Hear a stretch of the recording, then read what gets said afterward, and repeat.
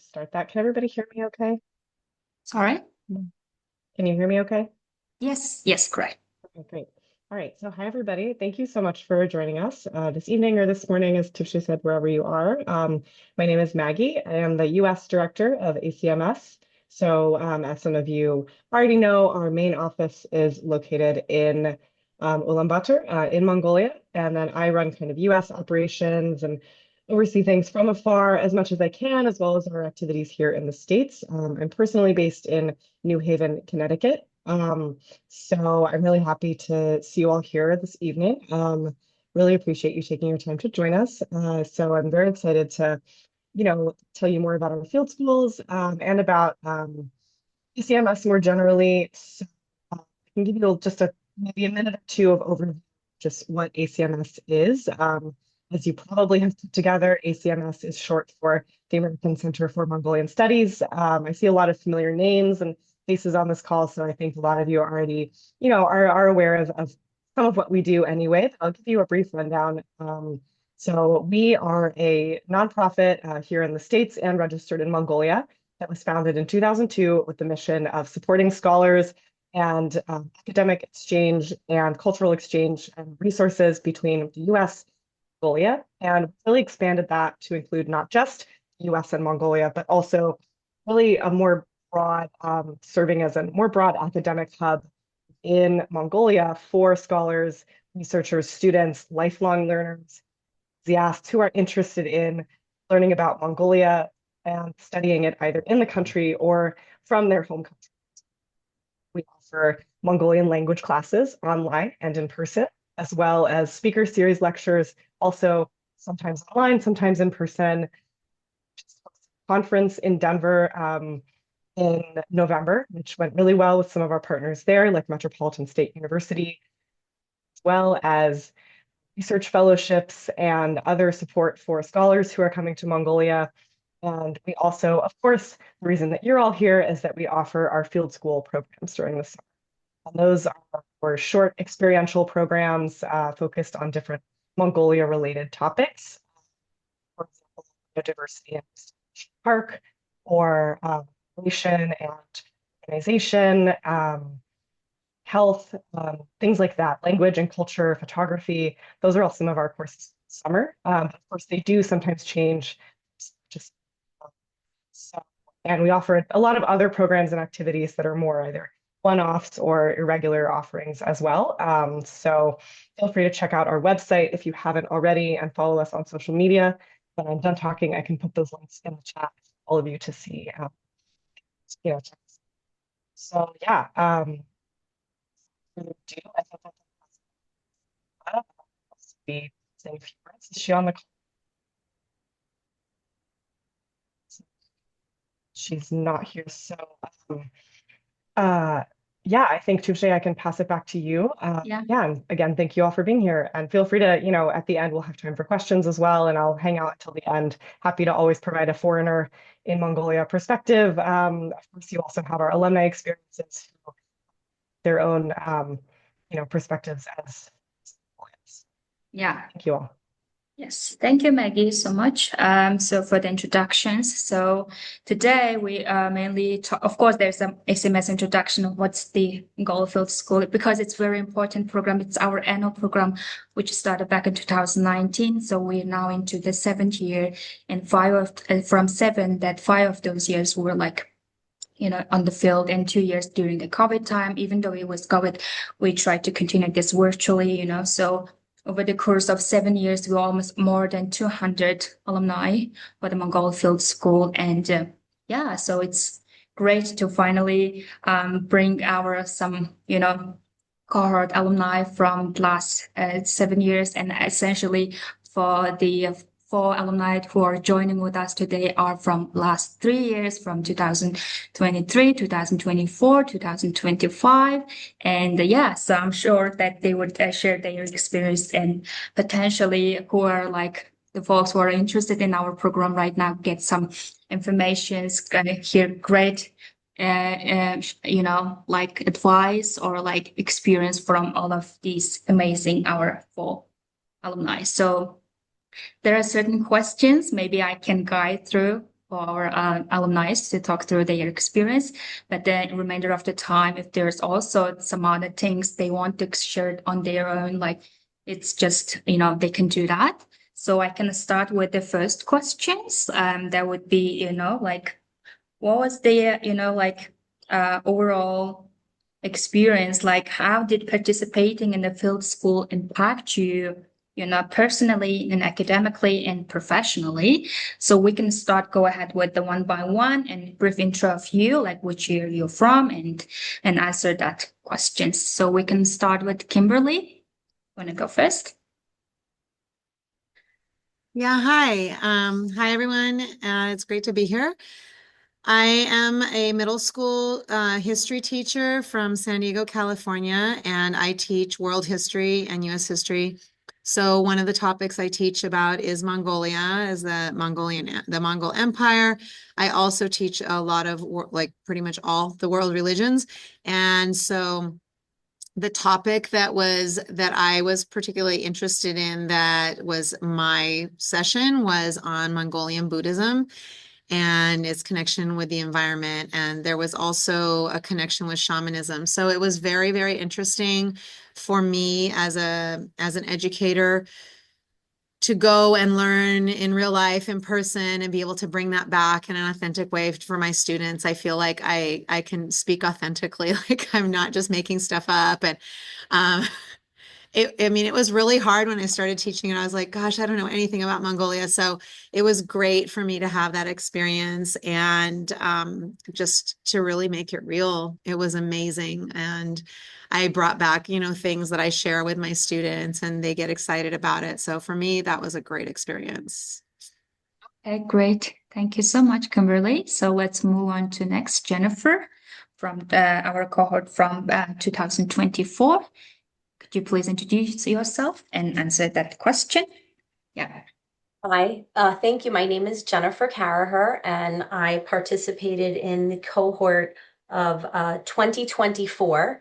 And I am an English as a new language teacher in upstate New York, about 2.5 hours north of New York City. So I work in I've been working in an elementary school, but I could be anywhere from K to 12th grade, and I work with students who speak a language other than English at home. So I would say to answer the question, personally, participating in the field school impacted me. It was so awe-inspiring. The Mongolian people are just so special, so beautiful, so wonderful. And that was something that I really didn't expect. I was really excited to go out in the field, to do the research, to meet the horses, to see the taki, but I had no idea that I would fall in love with every single Mongolian that I met along the way. So that was something that personally was beautiful and unexpected. Academically, it's given me so many more tools and resources to use with my students. I have some picture books and took a gazillion and one pictures that I'm able to incorporate in my lessons, which is fabulous. And then professionally, I would say, based on my experience with the program, I applied to speak at a conference that was talking about Mongolian studies in Budapest. And I actually went to Budapest and presented there. And I stayed with one of my gur mates, and you'll find out, if you don't know what a gur is, you'll find out eventually. But basically, the houses that you live in, it's called a gur. Some people refer to it as a yurt. And the two mates that I had, in addition to my daughter, who you'll meet in a moment, I went and stayed with one of them in Hungary, in Budapest, Hungary, during this conference. So it was meaningful and it impacted me in so many ways, personally, academically, and professionally. And that's just a quick snapshot for this call that I'll share with you. Thank you, Jennifer. All right, let's move on to Cassandra. Hi, I'm Cassandra. San Diego is beautiful. I'm in Los Angeles. I go to UCLA and I'm a fourth year, so I'm graduating in June. I thought my experience in Mongolia was very meaningful. And I have been able to keep in touch with the people that I met there. I met up with one of my gur mates like in New York City just to have a meal together. And then I also visited my friend in Budapest, and I was able to see a folk concert there, so that was really interesting. And while I was in Mongolia as a music industry major, I was able to conduct some field research about ethnomusicology and Mongolian throat singing. And since then, I've written many assignments about my experience there, and my professors have been very interested in it. Okay, thank you. All right. So, uh, Arjuna, so our last year participant, could you share your experience with us, how it impacted you personally, academically, and professionally, or field school? Hello everyone. My name is Arjunan. So I'm a PhD scholar. I am doing my PhD in history, and I am focusing on the history of the Huns, not the Huns who came to the Europe, but the White Huns or the Hephthalites who focused on Central Asia. So my research is about them, and also along with studying the Huns, I am also studying about the Xiongnu, one of the first major political empire that emerged in the eastern steppes. So I was very fascinated by the nomadic cultures, especially all of the nomadic cultures in the entire Eurasian belt that includes the Mongolian, Kazakh, and all those cultures. So I was like really fascinated about this nomadic culture. So I was searching for an opportunity to visit Mongolia and experience the nomadic cultures like directly. So when I got this opportunity, like when I came to know about this field school through one of my Mongolian friends, so I find this opportunity really interesting. So I applied and I got the chance. And luckily last year, I mean, ACMS offered a course that is exactly aligning with my area of interest. That's the nomadic archaeology in the Tsagaan in Balgas. So you will visit this particular Uyghur city and you will engage in a really deep archaeological analysis. You will do excavation. You will get a first-hand archaeological experience. So I visited there, and from Ulaanbaatar we traveled like so far into the Orkhon Valley. And when okay, let me explain. Let me take some time for this. So when I reached Ulaanbaatar, it was like an really great city life. But once we moved into the deeper into the steppe, I can feel that essence of the nomadic culture into a great interest. So we were residing in the middle of the steppe for almost like 12 days, and every morning we will go to the field and we do excavate, and we really find some interesting bones and other materials. So when I'm in India, I used to participate in field archaeologies, but those were like the urban archaeology. This is the first time I'm engaging with something like a nomadic archaeology. So I am understanding the different, how the archaeology goes difference when we move from a sedentary culture to a nomadic culture. How the nomadic archaeology is different from the sedentary archaeology. So for those 12 days, I was learning, and the Mongolian archaeologists over there, they were really helpful. They were even though they don't know English, there was a translator. Her name is Duya. She was explaining it very detailedly to us, and we had some Mongolian boys were also there. So they were also interacting with us, and we were also interacting with some nomadic families over there. We were learning how to ride a horse, and every day, and we were exploring the Mongolian cuisine as well in the middle of the steppe. That was like a dream come true for me. Like for 12 days, I was being a nomad, staying in the middle of the steppe, experiencing the nomadic culture, the nomadic cuisine, and every day we engage with archaeological excavation. And in the middle of the steppe, the view and scenery, everything was so amazing. And after the 12 day, we just came back to Ulaanbaatar. And then after that, also, I spent almost 5 to 6 days within Ulaanbaatar to explore the Nadam culture and all those things. So when I come back to India, this actually really helped me in my academic work. So I actually wrote a separate paper regarding how the nomadic archaeology is different from the settled archaeology. And also in my research paper, I am also making an argument that there is a very deeper archaeological theoretical debate that is going on this field. That's by Thomas Barfield. Thomas Barfield is a European scholar. He put forward an idea of shadow empire. So he was suggesting that all these nomadic empires were a reaction to the sedentary empires in the peripheries. But these cities like Sagan Sumin Balgas is saying that it is not just reactionary empires. Steppe had their own dynamics to make political formation. So the visit of Sagan Sumin Balgas actually and the archaeological work over there actually helped me to frame a critical of this Thomas Barfield theoretical formation, which states that the steppe have their own dynamics in urban formation and also political formation. So I have written several papers just based on this particular experience. So this experience is something that you should also try. So I will really encourage you to go to Mongolia and be part of the ACMS field school. That's it. Thank you. Sorry for Yeah. taking more time. Thank you, Arjuna. And look at you in Mongolian traditional costume, Mongolian Dale. It looks so great on you. We appreciate that, like sometimes even to us, we don't, not, as you can see now, I'm not interested in Mongolian Dale and you're in Mongolian Dale. So I'm so happy to see that. I appreciate that. And thank you so much going all of your experience, day-to-day life, how it looks like Mongolian Field School. And you, of course, you've been on our ecology course. And of course, it must have been really interesting in a way, a lot of ways, I would say. So thank you so much for that. And moving on from here, it looks like all of you guys had a wonderful experience. And particularly, what was the, I would say, most meaningful or something you unexpected, in a good way and or memorable experience, would you say, from all of this experience? Like,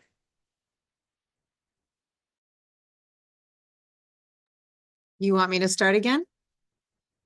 yes, please.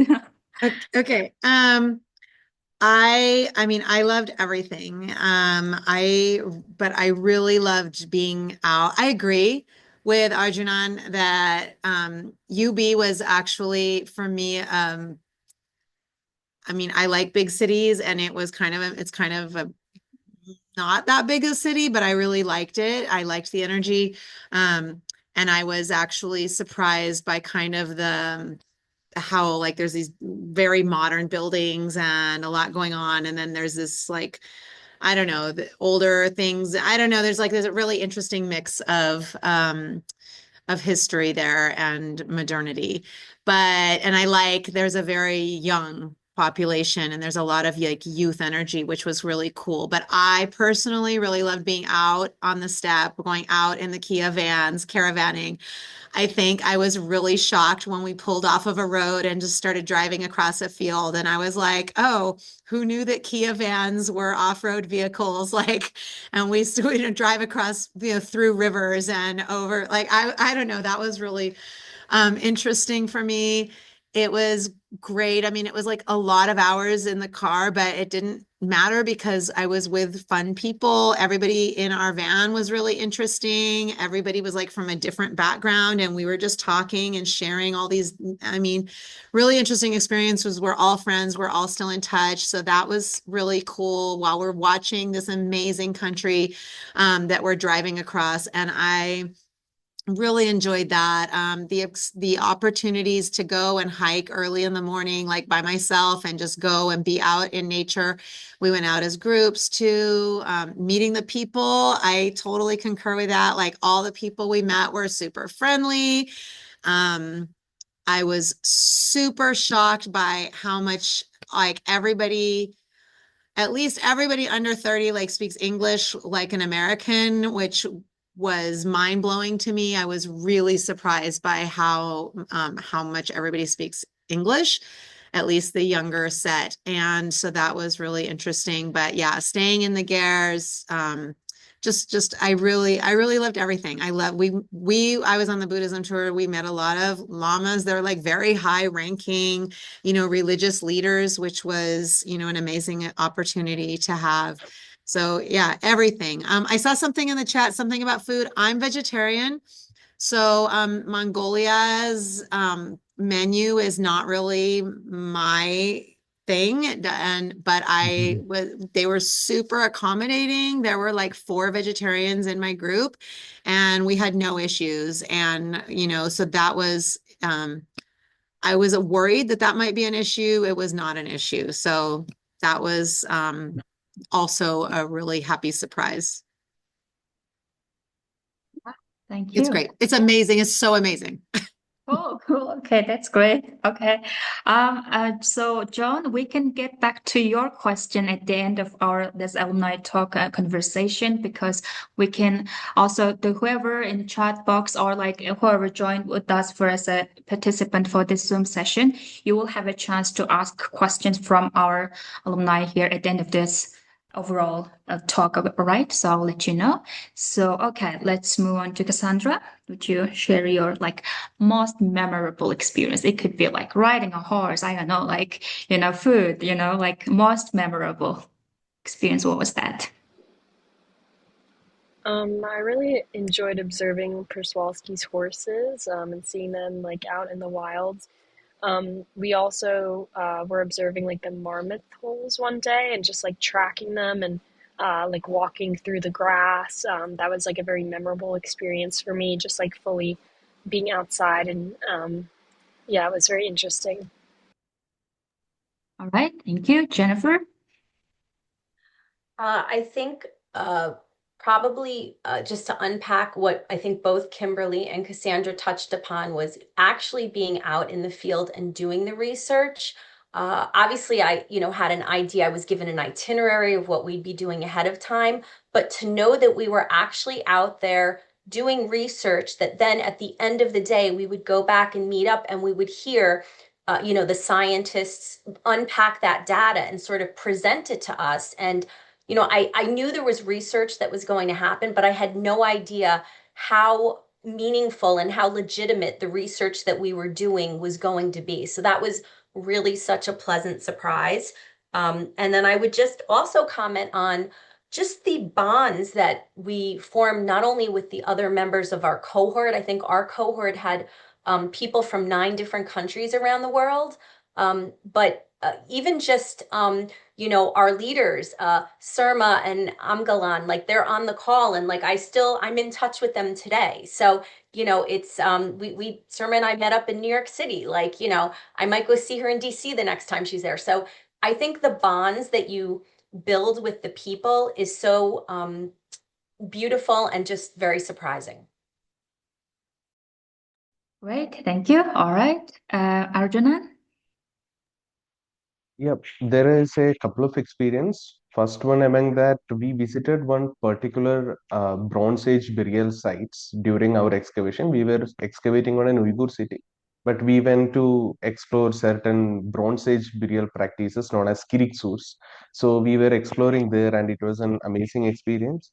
And also the most interesting part is that we were in the middle of the steppe. We have to travel like off-road a far, and we are in the middle of the steppe and there is no network connectivity, and we were like 12 days we were living in a very like what to say a peaceful area. We were in the middle of the steppe, and all over that place it was grazing by yaks, horses, and all those goats, sheep, and all these other animals. So while we were doing excavating, these animals were standing there as spectators, so every time they are watching us. And sometimes in the middle of the night, around 12 or 1 p.m., I just get out from my gear and I can just see the white horses. They are just standing near our gear. So watching such sceneries while doing your archaeological excavation or just at the middle of the night, that was something like a really great experience. And also another great experience that I personally got is after this field school, when I was exploring the Nadam festival, I met a few people. They are known as Hian people. They consider themselves as the successors of the Xiongnu. Like the historical links can be questioned, but they still preserve their past lifestyle. So their deals are different. The deal we are wearing right now is kind of Manchu influence. So their deals are much more resembling to the past Xiongnu deals and all. So I was talking with them and I was discussing with them about my research and why I'm working on Hunts and Xiongnu, and they exchanged a few really good moments with me. Like they began to offer me some really good their food items, and also they started offering me one of their game known as Buga Shagara.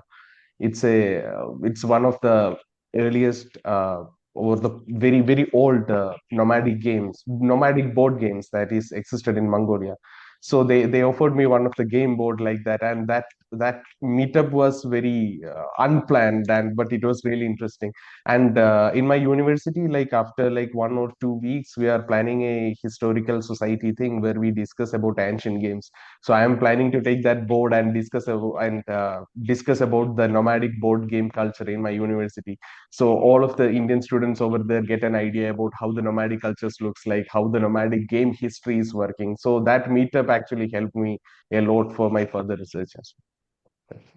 That's great. Thank you. I mean, you guys are the cultural envoys to us, like promote Mongolia, promote Mongolian culture, like everything to do with like food, games, clothing. Like you are guys sharing and spreading this knowledge with your like community, with your network. So that's something we always, aim for in general, like as a Mongolian, as a program provider, that's something we also always go for. So we appreciate that. And good luck with that thing, like showing Mongolian games to the folks, teaching them how to play that. All right. So I'm gonna move on to the next question, which is like, since for all of you guys, it must be your first time ever traveling to Mongolia, right? So what was the something, is something like a challenging you? What challenges did you face and how did you kind of overcome them? Like culturally kind of things you have never experienced before, it must be some kind of like challenging in a way. So how did you overcome that? It can be also roads to a condition as well, always a dirt road, for example. So what was challenging and how did you overcome that? All right, let's again start with Kimberly. I don't know that this is really a challenge per se, but like I am a person, I'm pretty adventurous. I've traveled a lot. Um, I like to hike and be outdoors, but I'm not the kind of person that goes on like massive camping trips. I don't go hiking for like 10 miles. I don't like haul my gear. So being out in the wilderness where there are no facilities was for me I wouldn't say it was a challenge, but it was definitely an experience. And I was like, I'm not really sure about going to the bathroom where there is no bathroom, but and then it was fine, you know? And now it's like no big deal wherever I go. So like I'm like I learned this thing and I like overcame something. I don't know. It wasn't that big a deal, but it's like odd how big a deal it was not. And so that I think was something, and I just kind of joke with people sometimes where I'm like, and they're like, "How's the bathroom?" I'm like, "I don't know. I mean, I've been to Mongolia, so it's fine, you know." And so that was fine. And like I mentioned about not eating meat, so I thought that was going to be an issue. It really wasn't an issue. There was one time we went to some like, I don't know what you call it, but it's like a meat party. And it was like in somebody's we were out really far out somewhere, and it was like the driver's family or something, and they invited us, and it was like big platters of meat going around. And I mean, that was the only time that it was like, wow, that's really a lot of meat, but it was fine. We didn't starve, clearly. So, you Okay. know, I'm glad you it have seen really it as wasn't a a big like deal. experience rather than a challenge, Now you're good to Exactly. go to wilderness since you have experienced Mongolia, So that's great. I can do Yeah. anything, man. Cool, cool. Okay. All right. Jennifer, what was your challenge? I mean, I Oh, think challenge is like a very strong word. But I will say one of the more challenging parts of it was they were very, very long days.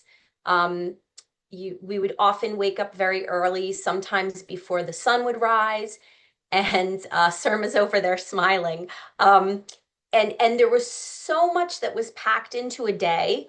And then we would do whatever we were doing, and then we come back, and then we debrief, and then there'd be dinner and more debriefing. But I have to say, I just pushed through it, and I'm so glad I did. I'm so glad that I didn't miss any moment of it, because every single minute of every single long day was so important, and I'm so grateful that I was a part of it. So while they were long days, they were long, meaningful days. But that would be if I had to pick something that was challenging, just they were very long days, but very wonderful days. Great. So it was like more of like intensity of the course, but it was worth it, right? Okay. All right. Yes. All right. So Cassandra, what was your challenge? I think this was a challenge, but it was also like an interesting experience. One time we were helping like take down a gur, and after like living in one and like being used to it, then like having to take it down, it was like a little difficult, but I think it was also a really meaningful experience. And I have like a picture like holding like a piece of wood, and it's like just beautifully painted. And I remember like the teamwork that was put into that was very meaningful for me. You really experience nomadic lifestyle. They will have to move every now and then, like at least 4 times a year. So that's what the nomadic lifestyle is really all to live in the countryside, to be a herder, right? So I'm glad you got to have such experience and you didn't see it as a challenge and also more of like, again, experience. Yeah. All right. Arjuna. Yeah, I didn't face that much of a challenge, but if you're still asking like what is in order to make up a challenge, I will just say it's the taking a shower at the middle of the night. So I have this weird habit of taking a shower before sleep. So I can't sleep without taking a shower, and in the middle of the step, it's actually really difficult. So we used to have a like a bathing area or a shower area over there, but the problem is that I have to take the shower just before the sleep. And the most difficult part is we usually sleep at around 10 or 11 at night, and that time it will be freezing cold in the middle of the step. But what to do? I will go and take the shower in extreme cold water. But in the beginning, I thought it's as a challenge, but later I began to enjoy it, like taking a shower while the star sky is above us, and there is no light pollution, nothing, just taking the cold shower. And it was a challenge first, and it turned out to be a really good experience. So that's it. Oh, so that's more of like facility kind of thing, Yeah, I understand. Yeah. All right. So thank you so much all for being so willing to share your experience in a raw way, like really your experience, not sugarcoating, really talking through that. So we also want to be very open about like any suggestions and something, there's always room for improvement, right? So in every single year, we aim to improve our programs like logistically and then content wise. And all of your comments and these kind of feedbacks are always important. So we all appreciate that. My last question for you guys would be more of like, what advice on tips would you give to someone preparing to join Mongolia Field School 2026 from as a past participant? What would you say? What would you give advice to them? I would just advise to go and have an open mind and pack light. And my regret was that I packed really light, but I didn't leave myself enough space to bring back a dill or the hat. And I really wanted both of those things, and I couldn't bring them back because I didn't have room. And they're also kind of expensive. So I would say like plan that because I wish that I had those now. But that's like my only regret. I have so much fun. I just like do all the things, do all the things. That's my best advice. Okay, great. Thank you. All right. So just let us know, by the way, later, like if you really want to get that deal from Mongolia, we might consider ways how to ship that to you, how to send that to you. Okay, we can talk about that later. Okay, Or I cool. may have to just go again. Oh, yeah, absolutely. Of course. That would be most ideal way. Of course. Yes, definitely. Yes. All right. Jennifer? And see how nice the Mongolian people are that she's offering to send you Adele. But yes, I think I would say, so I don't know if people know, Cassandra and I are mother and daughter, and we were one of two mother-daughter teams that were a part of our cohort. So needless to say, when my husband heard that my daughter and I were going out into the middle of nowhere, into the steppe in Mongolia, he was very interested in having us very prepared. The one thing I would say is find out exactly what your trip will entail, because there were a couple of different trips happening the year that we went. And one of the trips was, I think, maybe kind of similar to what Kimberly and Arjunan are talking about, where you traveled around and went out into the steppe and slept in different places. Cassandra and I were part of, well, we did travel, but we stayed, I think it was all 10, 12 days at Hustai National Park. So we went back to the same Gur every night. However, because we had heard that there were other trips that were going to be traveling around, we had a lot of camping supplies that we brought, thinking that we were going to need more camping supplies than we actually needed. And we didn't really need any of that. And that wasn't any, there wasn't, it just the way it happened. So I would say, find out exactly what type of an experience you'll be having. Are you sleeping in the same gur every night? Are you traveling? Because that will inform what you pack and what you bring. And then I would say the other thing, just the idea to know that, I'm teach a lot of cultural sensitivity, cultural competency classes.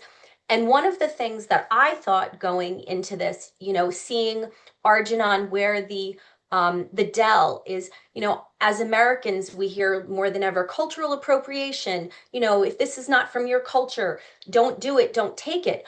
And that's not the case in Mongolia.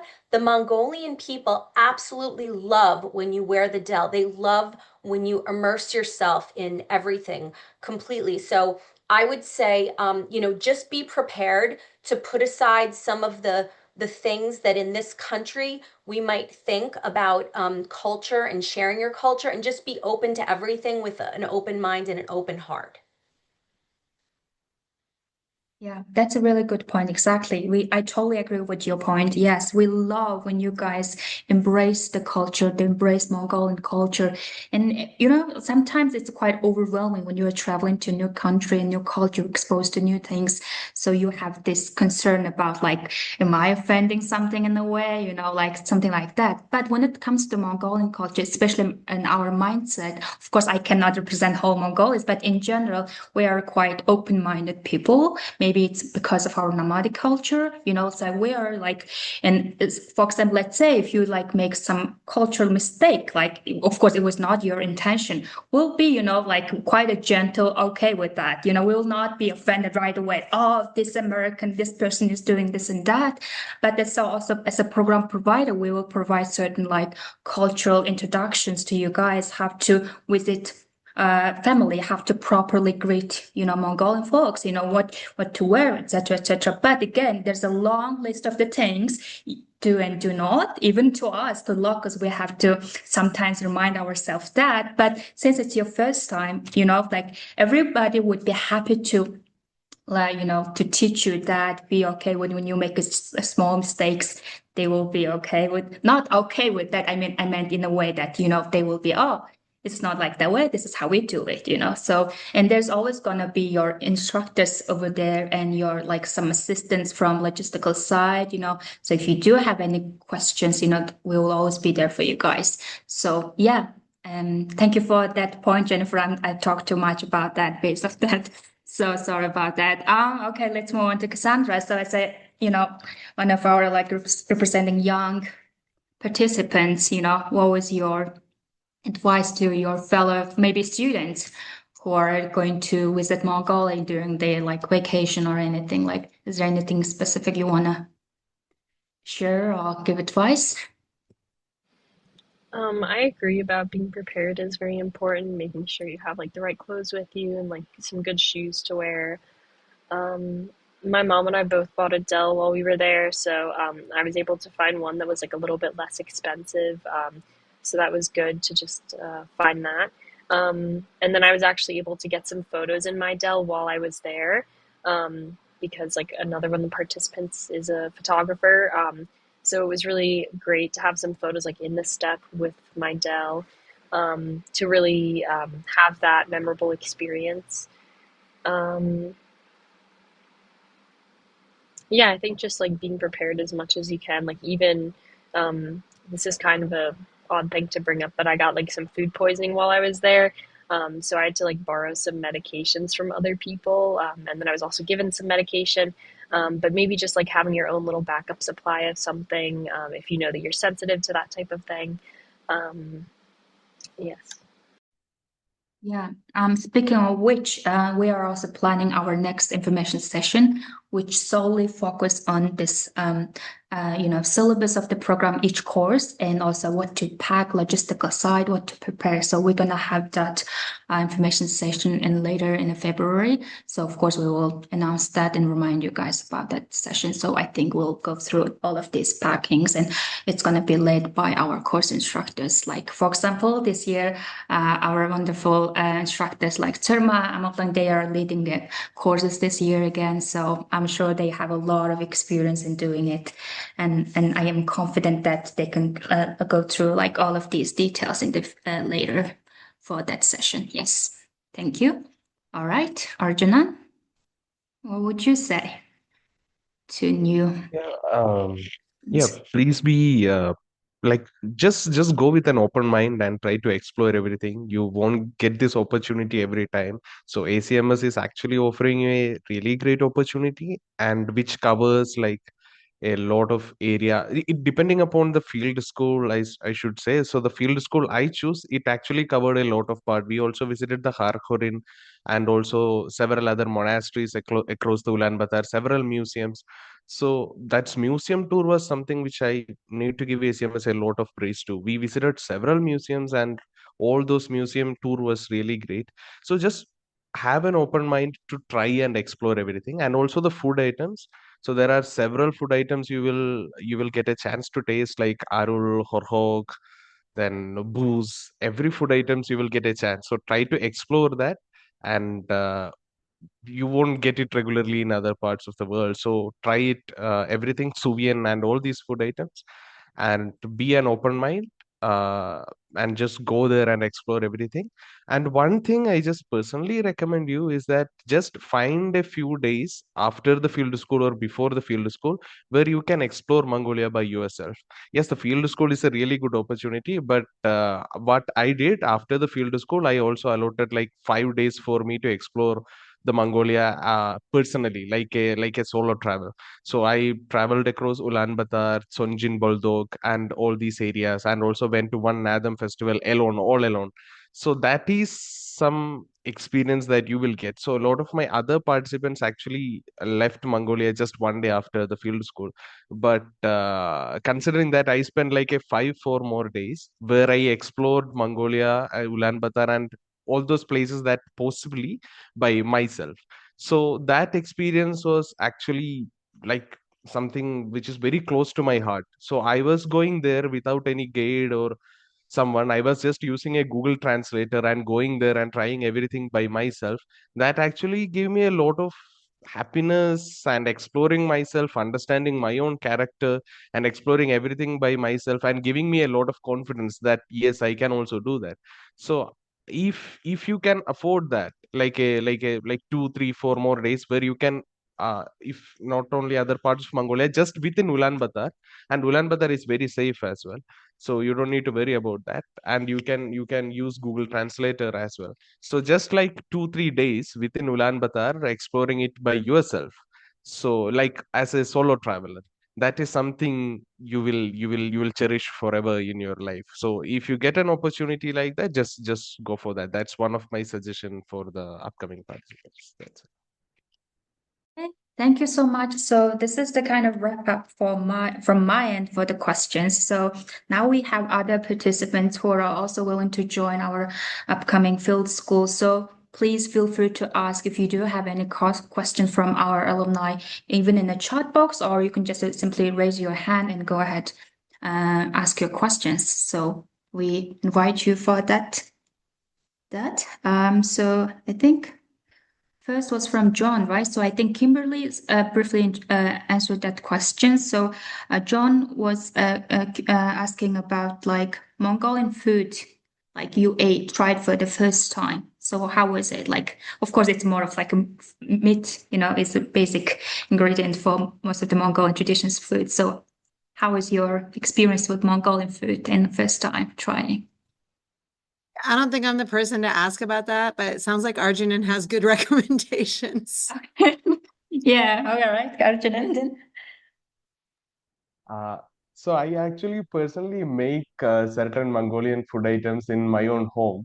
So I used to cook Suvian, and also recently I Oh, cooked yeah, Sagala. Is it correct? My pronunciation is a sweet dessert food item, Sagala. So, and also I used to make etsgi, that it's it's a good. kind of sweet etsgi. Okay, so these are some food items that I make myself, like certain Mongolian food items. Before coming to this field school, I used to make such food items. But once I entered Mongolia, I explored some food items that I can't make. Like there is some food items like horhog and both these food items I have tried from there. So bodak is much more like a Mongolian barbecue, you can say, and it's not correct to say it as a Mongolian barbecue. It have its own unique cooking, but just to get an understanding, it's like that. And the best part about Mongolian cooking is that they use hot stones. So they burn the stones and then put that into the meat, and that offers you a different flavor.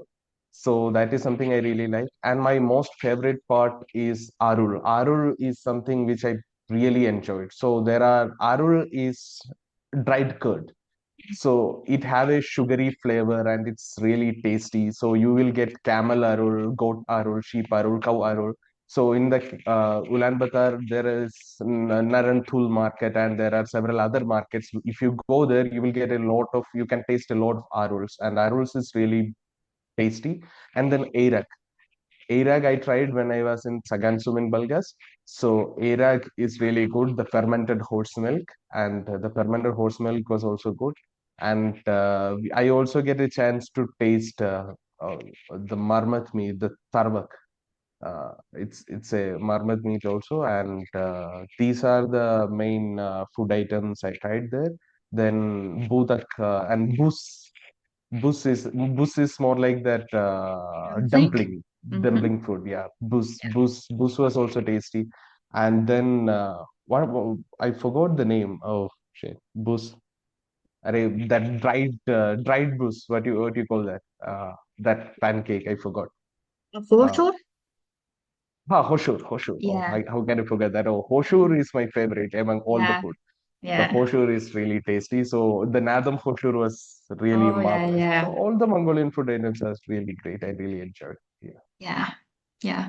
I appreciate that. It seems like you pretty much taste all the very popular Mongolian traditional foods, like including that dumpling and hoshor, like also the timing itself is that you guys, majority of our programs are offered in the summertime in June or July. That's the best time in a lot of ways, weather-wise and, the traditional holiday festival mood-wise, Naadam is also one of the biggest, maybe one of two main big holiday celebration in Mongolia, and it's celebrated officially 3 days. But when it comes to the countryside, in general, it can be celebrated even up to a month, right? So it's a very unique holiday, and during that holiday, we always go for that particular food called the hoshor. So hoshor is something like empanada in some way, but it's flat and it's a deep fried with the meat inside, So, and it's the go-to experience, must-have experience for sure. Everyone who is traveling to Mongolia, especially during the Nadam holiday,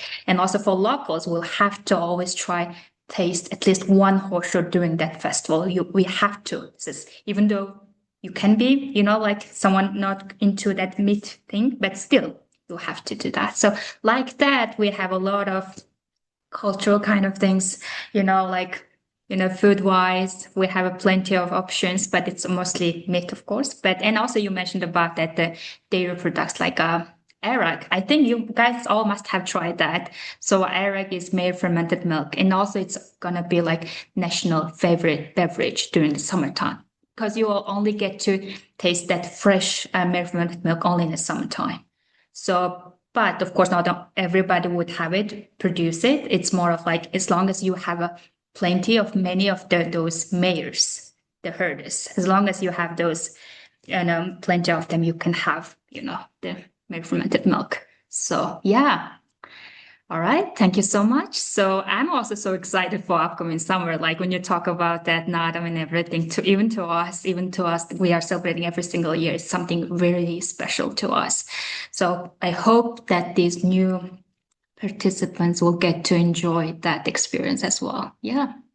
All right. Do we have any other questions? And also, we have some of our alumni, some of other participants who joined with us today's call, like Peggy, John. Like also, if there's anything you want to share as a participant, please feel free to do that.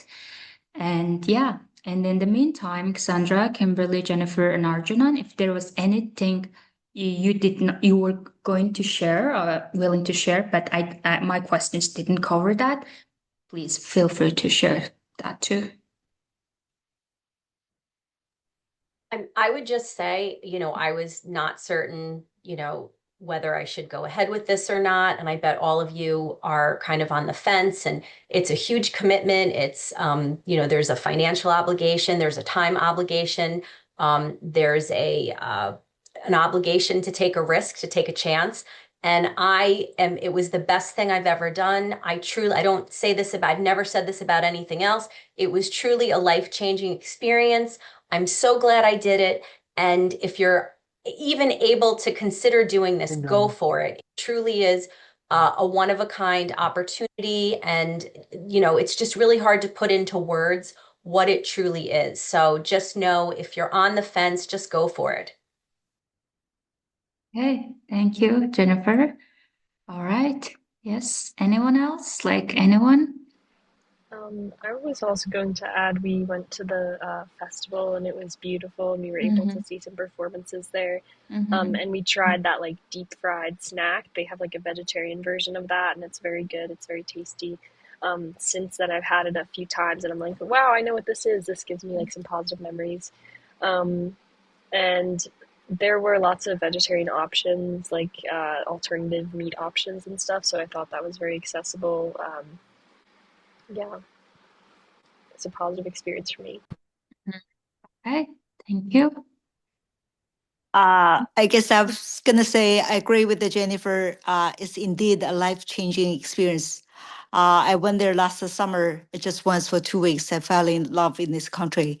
I enjoyed it so much. I learned so much, and I came back. I put the proposal right away to my principal. So as a result, we're gonna take about 18 high school students to visit Mongolia for a study tour. So go for that. You're gonna love it. Yes, thank you, Peggy. It's great to see you, and we'll see you this summer soon. We're so excited for that. Yeah, Sure. yeah. Yeah. Yes. So, you guys, as you can see now, like Peggy and our alumni, like once you are connected to ACMS, it's like this big family. So we are always welcome to have you anytime you're traveling or like you're here for like a work, like professionally. We are always there for you. So, and also from the ACMS, we are considering in a ways like how to, provide more engaging space for all of our alumni to connect with one another and do something out of it, sometimes potential collaboration, etc. So we are working on it. So I hope that you guys will hear soon about the upcoming new exciting programs focusing on alumni as well. So yeah, it's so glad, I'm so happy that you guys, like it's a kind of like a reunion, and no matter which year you were here, like we're always there. We are always friends here. So yeah, it's fantastic. All right. So thank you so much for all of you guys, and especially our distinguished alumni who made efforts and who made some time for us and sharing their experience with us and with our potential new participants, and hope it was helpful for them and to join with us. And very much looking forward to have you guys to on board for this new year. And yeah, I appreciate that. Thank you so much again, you guys. Do you guys, by the way, remember any of Mongolian word from the years you were here? Like hello, thank you. Okay. Oh, by the way, like in the beginning of the program, during the orientation, we always have this introductory Mongolian language class. So I want you guys also practice your greeting words and things like when you get back to Mongolia, you will need that, you guys. All right? Okay. I'm acting like a teacher, so sorry about that. No. Let me say, Mongolian is really, really hard.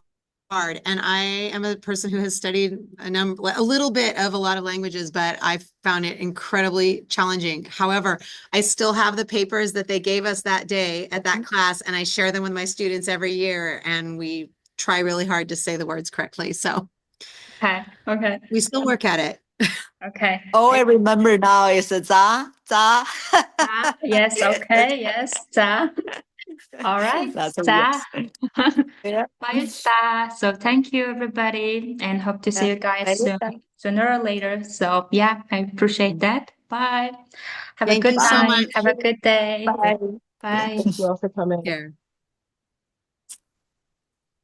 Okay.